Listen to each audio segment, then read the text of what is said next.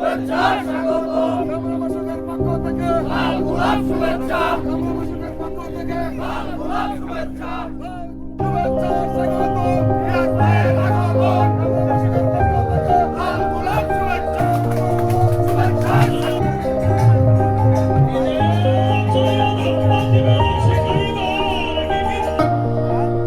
জনাব ব্রিগেডিয়ার আসম হান্নান সাহেব যোগ্য দর্শনী জনাব সাহেব রিয়াজুল হান্নান মহোদয় ইতিমধ্যে আমাদের মধ্যে উপস্থিত হয়েছেন।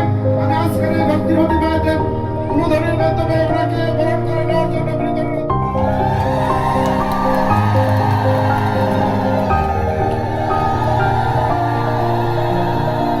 কান্নারি আমাদের বাংলাদেশ জাতীয়তাবাদী দল বিএনপির মনোনীত পদপ্রার্থী জনাব শাহ রিয়াজুল হান্নান রিয়াজ ভাই, আমাদের রাজপুত্র আছেন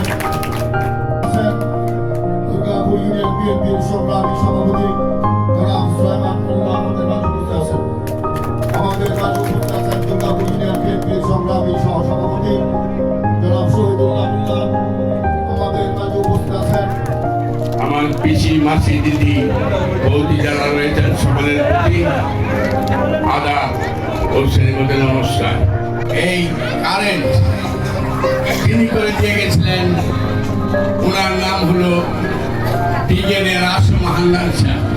এই রাজাকার আল বদর আল মুজাহিদুল ইসলাম তারা আজকে আমি অত্যন্ত খুশি হয়েছি যে আজকে আপনারা আপনাদের খবর নিতে আসেন। কারণ কি? কারণ হলো তাদের ভোটের দরকার। ভগবান আপনাদের বিবাদে কিন্তু 52 বছরের ইনকাম অবশ্যই তাদের কাছে আপনাদের দিতে হবে। এদেশের মানুষের কাছে ক্ষমা চেতে হবে, এদেশের নারীদের কাছে মাপ পেতে হবে। তারপরে আপনারা ভোট চাইতে পারেন। এর আগে ভোট চাওয়ার কোনো অধিকার আপনাদের নাই, অন্তত হিন্দু সম্প্রদায়ের কাছে। ফকির মজলিস সেতু, রাস্তাঘাট, স্কুল, কলেজ, মাদ্রাসা, বিভিন্ন মন্দির, শ্মশানের সংস্কার থেকে শুরু করে আপনাদেরকে সাথে নিয়ে যে এই উন্নয়নগুলো কর্মকাণ্ড করেছিলেন, আমি তারই অর্জন সন্তান এবং আপনাদের সমর্থন চাইছি। আগামী ফেব্রুয়ারি মাসে আমরা আশা করছি দীর্ঘ 17 বছর পর আমরা কেউ ভোট দিতে পারিনি, নিজের পছন্দের মানুষকে আমরা নির্বাচিত করতে পারিনি। এখন আমি আপনাদের কাছে বিনীতভাবে বলছি, আপনাদের কাছে আমি অনুরোধ করছি, আসুন আমার মরহুম পিতা ব্রিগেডিয়ার হান্নান সাহেব যেভাবে আপনাদেরকে সাথে নিয়ে উন্নয়নমূলক কর্মকাণ্ড করেছিলেন, আমি আপনাদেরকে সাথে নিয়ে সেই উন্নয়নমূলক কর্মকাণ্ডগুলো অব্যাহত বছরে এখানে আপনার পরিবেশ বান্ধব কলকারখানা হওয়া দরকার ছিল, এখানে আরো অনেক রাস্তাঘাট হওয়া দরকার ছিল, কিন্তু কিছুই হয়নি।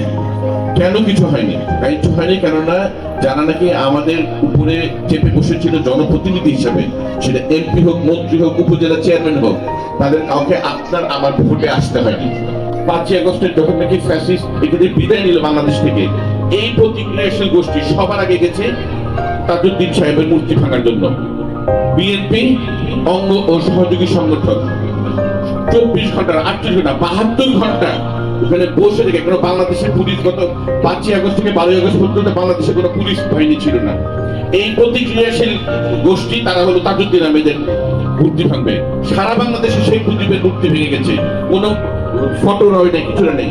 কাপাসিতে আমরা কিন্তু মান যে নাকি আমাদের গর্ব, তাকে কিন্তু আমরা সম্মান দিতে জানি। বিএনপি কিন্তু ঠিকই সেটা রক্ষা করেছে।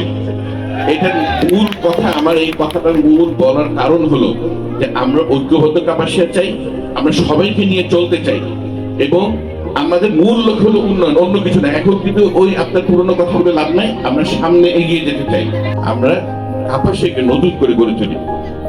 সেই সাথে আমি পরিবেশ বান্ধব শিল্প কারখানার কথা বলেছি। আর একটি ছোট্ট কথা বলবো আমার মা বন্ধুর উদ্দেশ্যে। অনেক পরিবেশ শেষ হয়ে যাচ্ছে মাদকের জন্য, অনেক তরুণ তরুণী বিপথে চলে যাচ্ছে। আমার অঙ্গীকার, কাপাসিয়াকে কেবলমাত্র দুর্নীতিমুক্ত এবং সন্ত্রাসমুক্ত করবো না, এই কাপাসিয়া থেকে মাদক। আমি আপনাদেরকে অঙ্গীকার করছি, এটা ইলেকশনের সময় কি হবে না হবে সেটা কোনো বিষয় না। ইনশাআল্লাহ আমি ব্যক্তিগত উদ্যোগে, আমাদের পেয়ারা সাহেব আছেন, আরো নেতৃবৃন্দ আছেন, সবার সাথে আলোচনা করে আমি ইনশাআল্লাহ সেটা করার ব্যবস্থা করবো।